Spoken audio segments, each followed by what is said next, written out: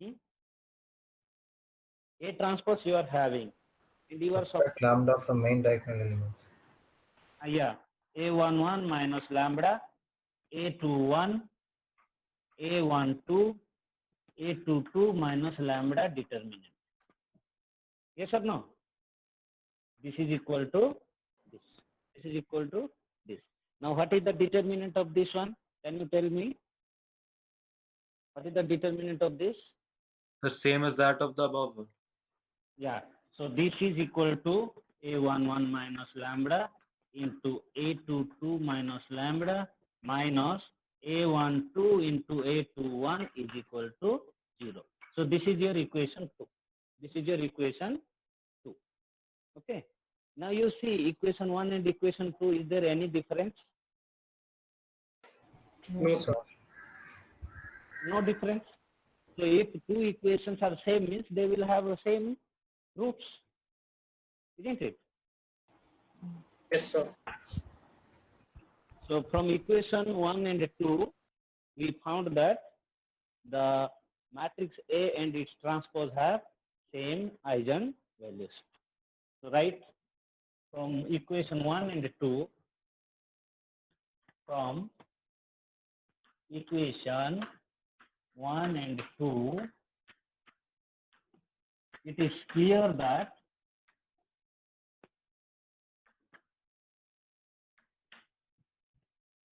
the matrices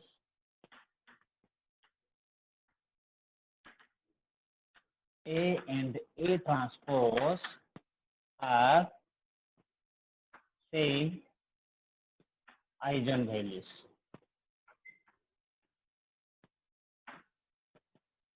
Okay. Everybody understood this one?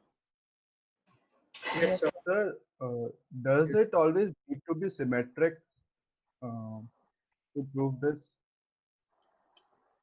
No. Symmetric is not necessary.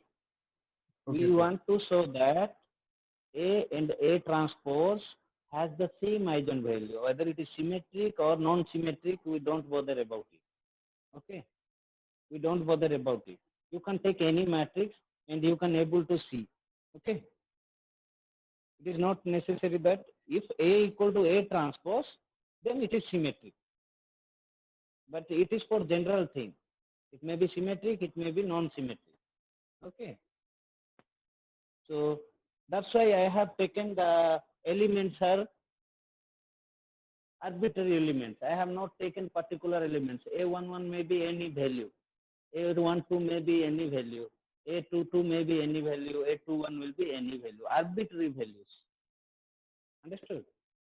Otherwise, I could have taken particular value symmetric matrix and I could have done that problem. But it is any matrix A11, A21, A12, A22. These entries, these elements may be any value. It is not necessary that it should be symmetric. Okay. So I did it for 2 by 2 matrix. You can able to do for 3 by 3 matrix also. There is no problem. So that's why if you know the smaller thing, we can extend it into the larger thing. Understood? Yes, sir. Yes, sir. Okay. Yes, sir. Now this is the first property. So whenever you will find the question like that, in the multiple choice question, you may have like this. We will put the question, the matrix A and its transpose have same eigenvalue, different eigenvalue, some eigenvalue same, some eigenvalue different. Like that, 4 options will be there. So from them, you have to select only one option. What is that? They have the Same same eigenvalues. Okay. So next property is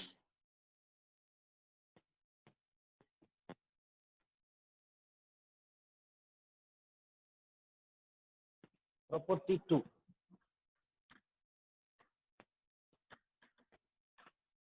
Property 2 is if lambda 1, lambda 2, and so on, so lambda n are the eigen values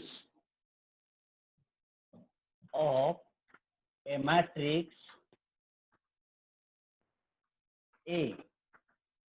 If lambda 1, lambda 2, lambda n are the eigenvalues of matrix A, then 1 by lambda 1, 1 by lambda 2, and so on, so 1 by lambda n are the eigenvalues of A inverse. Okay, just try to understand the first statement, then we will understanding the statement is the important part of any mathematical problem. Okay, if you don't understand the question itself, you cannot do anything. If you understand the question, you think that your 30 to 40% problem is solved. Then how to solve it, how to get the answer, that is different thing.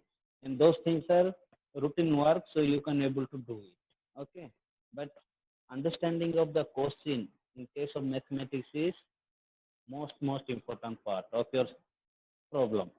Okay, so now you see that what is the thing it is given is, if lambda 1, lambda 2, lambda n are the eigenvalues of A. Lambda n means how many roots, how many eigenvalues are there? How many eigenvalues are there? N eigenvalues. How many eigenvalues are there? N eigenvalues. N Are eigenvalues. okay. Then can you tell me the order of the matrix A? Can you tell Sir, me the N order of cross the N. N cross N. N. Sir. Okay, if the matrix is n cross n, then only we can have the n number of eigenvalues. Then only we can have n number of eigenvalues. So if you know that lambda 1, lambda 2, lambda n are the eigenvalues of a matrix A, then you understand that it is a matrix of order n, square matrix of order n. Similarly, if it is a square matrix of order n, you understand that it will have n eigenvalues. It will have n eigenvalues. N may be any number. We can take 2. It's 2 cross 2 matrix. We will have lambda 1, lambda 2. Okay. If we take n equal to 3, so we can have lambda 1, lambda 2, lambda 3. So the matrix will be 3 cross 3. Okay. So n may be any number, any positive number greater than 2, greater than or equal to 2. Okay. Greater than or equal to 2. Less than 2 means it is a single value, scalar. Okay. So that's why n may be greater than or equal to 2. So that's for n is greater than or equal to 2 means we will have a lambda eigenvalues lambda 1, lambda 2, lambda n. Okay. So A is having lambda 1, lambda 2, and so on, so lambda n. Then what will be A inverse? What is the relation between A and A inverse? So A inverse is equal to adjoint A by that A. No, I am not asking the A formula. inverse is equals to 1 by A. Yeah. So it is a Okay, reciprocal. okay, sir, I got it. It is a reciprocal of A. A. Yes or no? Yes, sir. A inverse means reciprocal of A. So if I take the reciprocal of A, I should take the reciprocal of all the eigenvalues also. So that is the meaning. If A has eigenvalues lambda 1, lambda 2, lambda n, then A inverse will have the eigenvalues which is reciprocal of the eigenvalues of A. So that is lambda 2 and so on, so lambda. Now this is the meaning of the statement. This is given, we want to show this. The first is given, lambda 1, lambda 2, lambda n are the eigenvalues of A. Now we want to prove the second one. So how can we prove it? Now statement is clear to everybody? Yes, sir. Yes, sir. Okay. So now how can we prove it? How can we prove it? Prove. Once again I am telling, try to understand as much as possible. Don't try to memorize from the beginning itself. Okay. There will be certain things which you want to memorize, but you don't try to memorize everything. Okay. So now what we do, we will take lambda is a eigenvalue of a matrix A. First we will do that because it is given. Let lambda be an eigenvalue of the matrix A. That means I am taking general lambda. It may be lambda 1, it may be lambda 2, it may be lambda n, anything. So I am taking general one. Then we can put particular value. If I put lambda equal to lambda 1, we will get one value. If we put lambda equal to lambda 2, we will get another eigenvalues, and so on. So it can be true for all n eigenvalues. So let lambda be an eigenvalue of the matrix A. Okay. Then from the definition of eigenvalues and eigenvector, how can we able to express it? This implies, what is the definition of eigenvalues? If there exists a scalar lambda and a square matrix A, then under which condition lambda will be eigenvalue? A minus lambda I determinant is equal to 0. No, that is solution you are talking. I am talking definition. What is the definition? If A is any square matrix and there exists a scalar lambda, okay, then under which condition this lambda will be eigenvalue? If A into X equal to lambda into, Lambda into X. isn't it? This is the definition.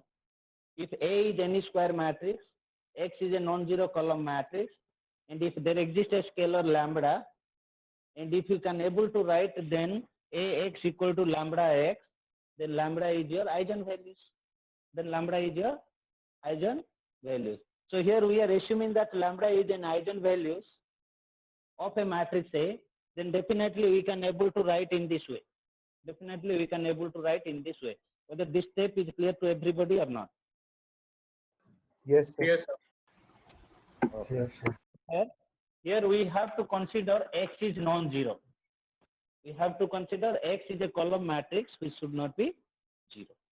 Non-zero column matrix. Okay. Otherwise, this will be 0 means 0 into something will be 0, 0 into something will be 0. So that is meaningless. Meaningless means that is not more used. Okay. So that's why we are putting the restriction X should not be 0. X should not be 0.